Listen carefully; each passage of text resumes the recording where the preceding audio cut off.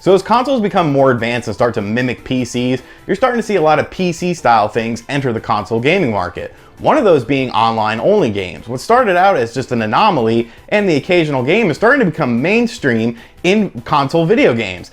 And I don't like it. I think it's a terrible decision to do online only games and offer them at a full $60 retail price if you're in North America. So this video, we're gonna kind of talk about why I feel that way, what the dangers are of this, and why it's even a thing. So the PC has been home to many online only games throughout the years, and it's always been its own little entity because it hasn't really been a big deal. You see, even when the official servers are shut down by companies, fans can create their own servers. There are games running from the late 90s that are still online because of fan support via forums and message boards and Facebook groups and stuff like that. So these games can stay alive well after the official servers are shut down. When you're looking at the PS4 and the Xbox One though, you don't have that advantage because you're at the mercy of the developers. So what started out as kind of an occasional thing is becoming more and more commonplace now, with two big examples being Star Wars Battlefront and Overwatch. So let's look at Star Wars Battlefront first. This is a Star Wars game. I love playing Star Wars games, even though I'm not a huge Star Wars fan. The N64 ones were great, the GameCube ones were great. There's a lot of fun to be had with Star Wars stuff in single player. Now this game, Star Wars Battlefront, is an online only game, and the game got a lot of flack when it first came out from people who had the balls to say, hey, there's not enough content in this game for it to be online only. Shout out to JKB, he did an awesome review on the game.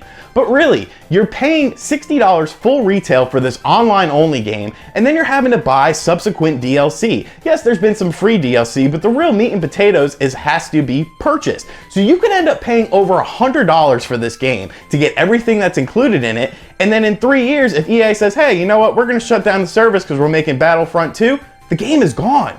You have spent all that money for nothing. And I know that you could buy it at a discounted rate and whatnot eventually because the price will drop for the game, but still, it just seems so weird to me how people just rush out to get these online only games on day one and pay a full $60 knowing that, you know, in a couple years, you're never gonna be able to revisit this game. A game like Metal Gear Solid 3, now that came out with a premium pack called Subsistence, and I was a huge fan of that game, and I loved the online component because it felt like Metal Gear and SOCOM mixed together, and I would play that for hours and hours and hours. Konami shut down those servers after only like a year, I believe it was, and I was really disappointed. But in the same breath, I still had the single player component, I still had the additional stuff that came with the Metal Gear Solid 3 Subsistence Pack. Same thing with Metal Gear Solid 4, those servers were not up that long, but you could still go back and play the single player game. What are you gonna do when Star Wars Battlefront servers go offline? Have an expensive coaster? It just drives me crazy. Another game is Overwatch. Overwatch is super popular right now. I played the beta, I had some fun with it, but still, I can't justify putting down $60 for an online only game, especially when you know there's gonna be additional DLC that you're gonna have to buy. So what's the solution for this?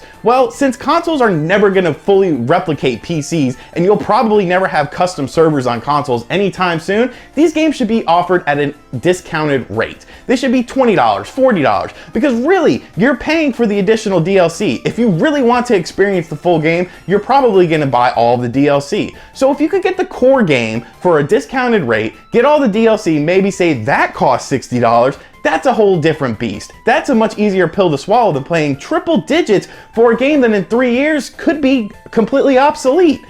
And it's something that just keeps growing and growing and growing, and the single player aspect is dying and the online is becoming the focus. And I get that. I love playing online stuff. But look at a game like Doom that just came out on the PS4. That is the best of all worlds. You get an excellent single player campaign, a solid multiplayer campaign, and the Snap Pack, which is amazing because it allows you to create anything you want and still be able to have fun with it. And you know, it's all based on what players create that give you more different online experiences. And even if those servers go down, guess what? I still got a 13-hour campaign to play.